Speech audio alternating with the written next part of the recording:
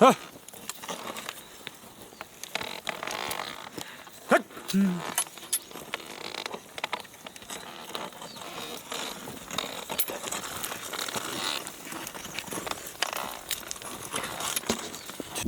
the last episode, compost was carried to the fields and spread across the soil. But preparing the earth is only the beginning. Before anything can be planted, the land must be ploughed. In these mountains, farming has long depended on a partnership between people and animals. The bullocks are cared for throughout the year, fed, sheltered, and tended to. But when they are brought to the fields, they seem to know what's coming, and sometimes they would rather not. They have to be enticed and distracted by a simple roti. Kubja holds the roti to distract the bull, and Moti quickly secures the yoke.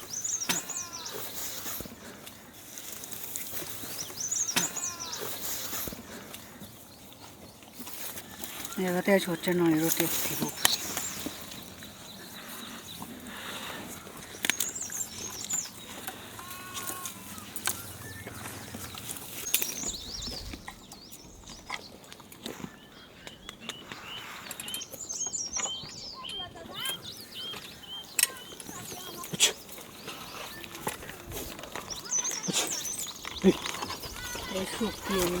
Once the yoke is in place, the real work begins.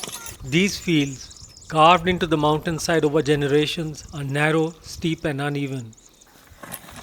Ploughing them demands strength, balance, and skill.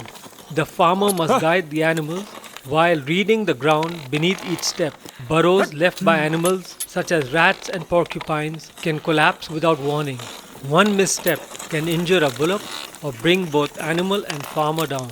थोड़ा सा डर रहता है ना, ये चूहे ने खा ली है ना सारी, गड्ढे पड़ गए हैं, तभी इनका पाँव अगर उसमें घुस गया तो ये डर जाते हैं, इसलिए ये बाहर से नहीं जाते, ये पीछे को चले जाते. The smaller bullocks raised here are well suited to this terrain. Their size and agility allow them to work terraces where larger animals would struggle. Farmer and animal must move together. Every turn of the plough depends on trust and experience.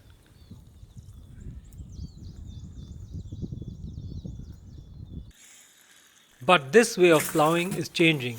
Across these mountains, motorized tillers are taking over work once done by bullocks. They are faster and require less year-round care. An advantage for families with limited labor, but they belong to a different cycle. The bullock is part of the farm, feeding on its crops, returning nutrients through manure, and working the land in return. The machine depends on fuel brought from outside.